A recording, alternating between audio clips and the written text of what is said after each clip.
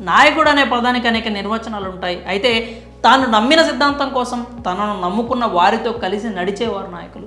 లీడర్లుగా చలామణి అయ్యే వారందరూ ఈ కోవకు చెందిన వాళ్ళు కాదు. తనను నమ్మిన వారికి చెయ్యి అందిస్తూ తాను అభివృద్ధి చెందేవాడు అసలైన నాయకుడు. ఎవరు ఎన్ని కుట్రలు చేసినా, తన సైన్యంలో ఎంతమంది మోసం చేసి ప్రత్యర్థులకు దాసోహమైనా భయపడరు. తనకంటూ ఉన్న తననే నమ్మిన సైన్యంతో కూడా యుద్ధం చేయడానికి సిద్ధంగా ఉండే నాయకులు చాలా అరుదుగా ఉంటారు. ఇలాంటి నాయకులు చరిత్ర పుటల్లో నిలుస్తూ ఉంటారు. రాజకీయ కురుక్షేత్రంలో శత్రువులతో పోరాటం చేస్తున్న ఏపీ సీఎం జగన్మోహన్ రెడ్డి కూడా ఆ జాబితాలోకి చేరుతారు.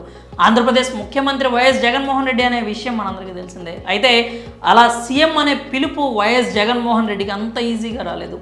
ఎంతోమంది దుర్యోధనులు, శకునులు, రావణాసురుల వంటి వారితో పోరాటం చేశారు. వారు పెట్టిన ఇబ్బందులను ధైర్యంగా ఎదుర్కొన్నాడే కానీ ఎక్కడా భయపడి వెనకడుగు వేయలేదు. ఇక్కడ జగన్కున్న ఒకే ఒక్క ధైర్యం, ఎవరెన్ని ఇబ్బందులు పెట్టినా తన కోసం నిలబడేవారు, తనను నమ్మిన వారు వెనకాలన్నారు. అందుకే 2009 నుంచి 2019లో సీఎం అయ్యే వరకు తాను ఎన్నో ఇబ్బందుల్లో ఉన్న కొందరు నాయకులు జగన్ను నమ్మి ఆయన వెంటే ఉన్నారు. ఎంతోమంది వివిధ ప్రలోభాలకు ఆశపడి జగన్ కష్టకాలంలో ఉన్నప్పుడు వదిలిపోయారు. కొందరు మాత్రం అప్పట్లో అధికారంలో ఉన్న టీడీపీ ఎన్ని ఇబ్బందులకు గురి చేసినా భరించారే కానీ జగన్ని విడిచిపెట్టలేదు. అలా ఎన్నో కష్టాలు ఎదుర్కొని జగన్కి అండగా ఉండడంతో ఆయన ముఖ్యమంత్రిగా ప్రమాణ స్వీకారం చేశారు. ఇక సీన్ కట్ చేస్తే ఇప్పుడు జగన్ పార్టీలోని చాలా మంది అవకాశవాదులు తాము ఆశించింది దక్కలేదని పార్టీని వదులుతున్నారు. ఇలా పార్టీలు మారేవారు మారుతున్నా, ప్రత్యర్థులు గుంపులుగా వచ్చిన జగన్ మాత్రం ఎక్కడా అధైర్యానికి గురి కావట్లేదు. కారణం ఆయనకంటూ నమ్మిన సైన్యం ఒకటి ఉంది. అందుకే కోటంరెడ్డి శ్రీధర్ రెడ్డి, మేకపాటి చంద్రశేఖర్ రెడ్డి, వేమిరెడ్డి ప్రభాకర్ రెడ్డి వంటి సీనియర్ నేతలు వెళ్ళిన ఆందోళనకు గురి కాలేదు.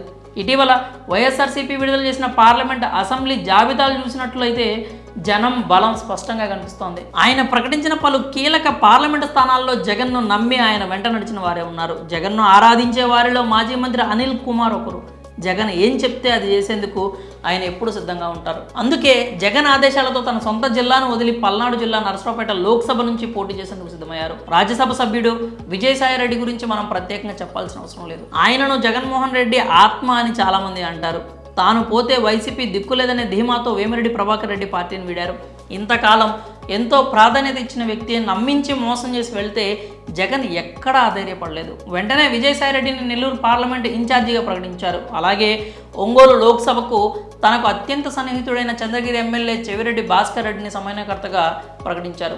అలాగే తిరుపతి పార్లమెంటుకు గురుమూర్తిని వైసీపీ అభ్యర్థిగా ప్రకటించారు. ఇలా సీఎం జగన్మోహన్ రెడ్డి ప్రకటించిన అసెంబ్లీ, పార్లమెంటు అభ్యర్థుల జాబితాల్లో ఎక్కువ మంది తనను నమ్మి తన వెంట నడిచిన వారే.